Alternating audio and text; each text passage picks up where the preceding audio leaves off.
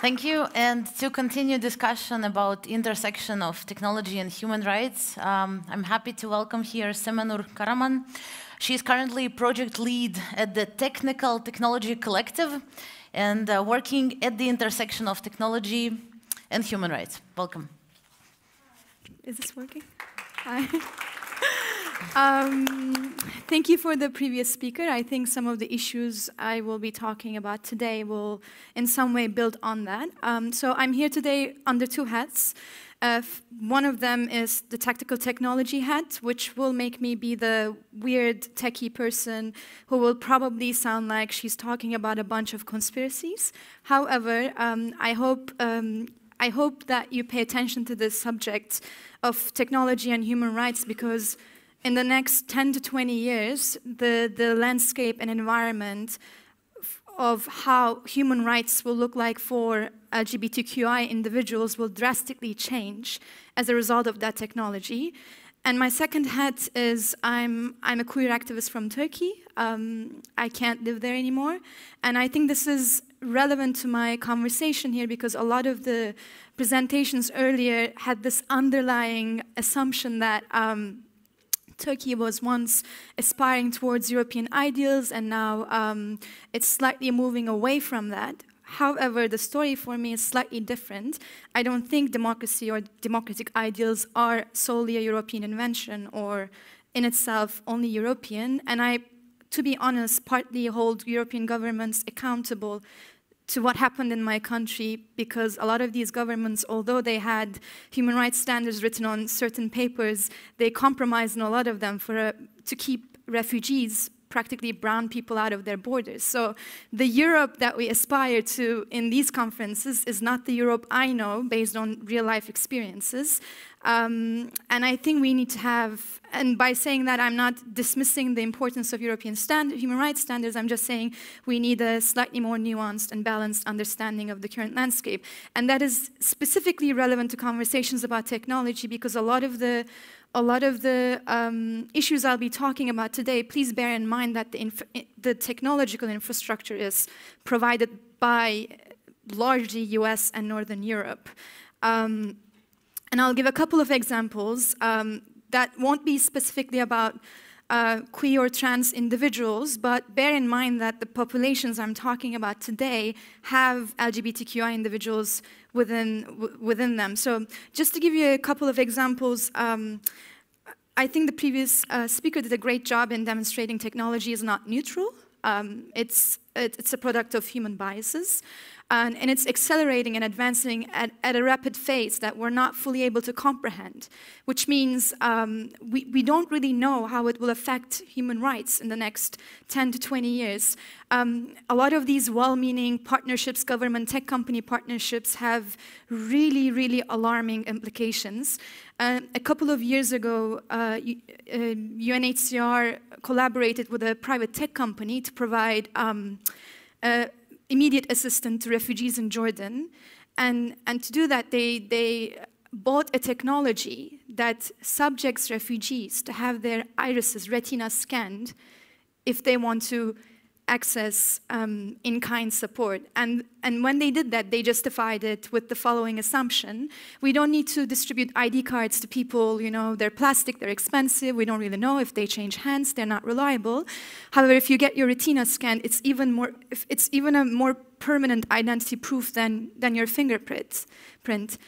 When we did a little bit digging and research, we found out that this technology was sold to the UNHCR by a really senior person from MI6 and George Bush's Homeland Security advisor that has significant ties to intelligence communities. And this was done in a scenario where refugees can't provide meaningful consent. They can't say, oh, I don't give consent to you using my data if I want to have access to food or blankets or shelter. I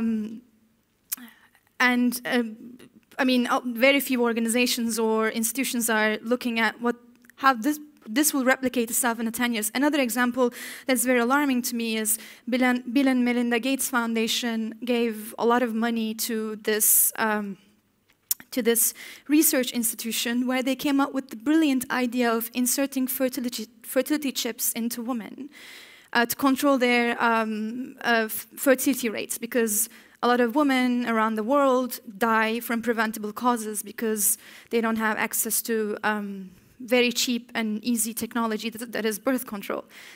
The nuance in that story is they decided to put these fertility chips in African women. So what it means is this incredibly powerful, rich, white people in the US came up with this incredibly, supposedly well-meaning idea of helping African women with their fertility issues. However, they completely disregarded the power dynamic in there, which essentially meant a replication of literally almost 400 years of colonialism and whatnot, where a few powerful, rich white people in the global north has a say over other black people's sexual and reproductive health rights. So this is the direction we're leading. And I think we're still at a phase where we're talking about technology in very superficial terms, because when the Cambridge Analytica scandal erupted, a lot of people were very much freaked out about how their data is used and replicated or cross-shared across different platforms without their consent. But if you look at the broader picture, everything you know about oppression in the historical spectrum, colonialism, oppression of people from different ethnic minorities, people of color, queer people, trans people, technology is amplifying that very oppression, that very discrimination and violence in a scale that is still perceived to be a niche area of expertise that is up to the debate of a few cis, straight men sitting behind a computer screen writing code that affects all of us. So I see technology as a fundamental queer justice issue, and I see it beyond the scope of, oh, I don't have technical expertise, I'm not a computer scientist, I'm not a coder, I'm not an information management systems engineer. We're all consuming technology. This conversation is recorded. If I change my mind in about 20 years about being seen in this space, I'll probably have very little autonomy in reversing that very action. You're using your phones, you're being seen through CCTV cameras as you navigate streets. So I think it's an access and inequality issue that so much of the technology you consume, you have no say over. You have no right to participate in its design and its consequences.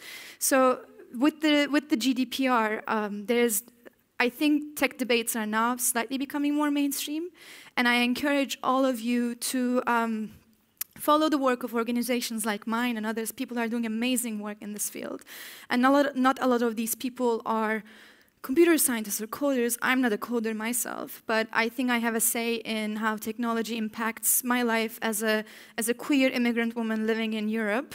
And one thing that really specifically, concretely puts this in life for me is the issue of online harassment. That's why you're seeing on the slide there a recently launched project by Tactical Technology Collective, because, and I'm so glad also this little presentation is building on previous presentations on hate speech and freedom of assembly, because online harassment, when I was doing this research and process and going out there interviewing people, reviewing literature, I realized that people still don't perceive the violence that is happening online as real violence.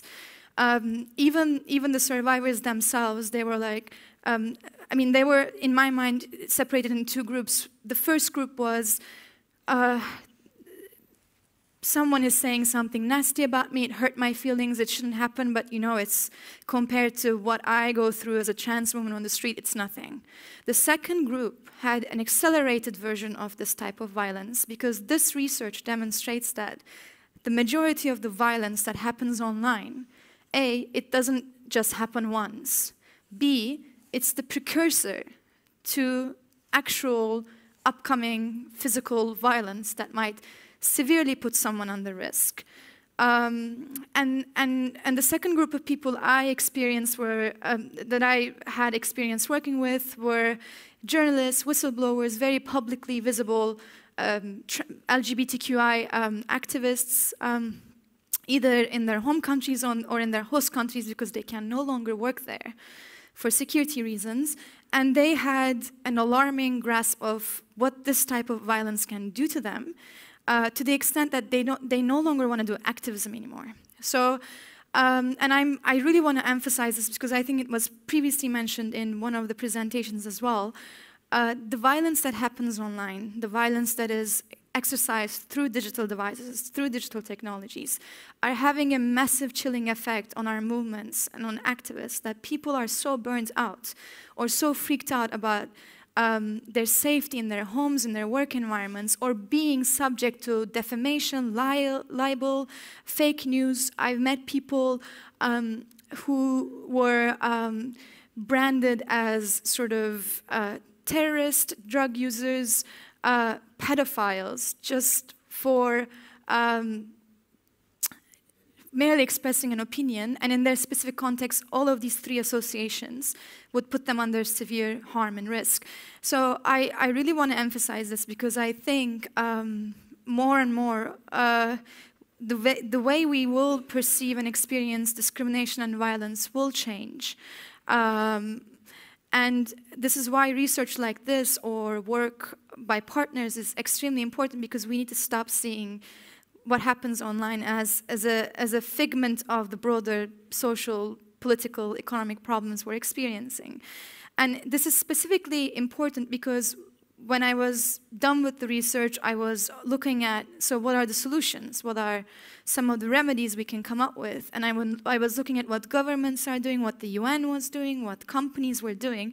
And I realized this really grim fact, which is not only for online harassment, it's also for other types of violence. Nobody wants to take responsibility. Governments say freedom of expression essentially provides, like, guarantees for freedom of expression, free speech, provides safeguards for people who are expressing dissenting opinions. So the law is there to make sure that you can say whatever you want freely, given that it doesn't incite violence. But within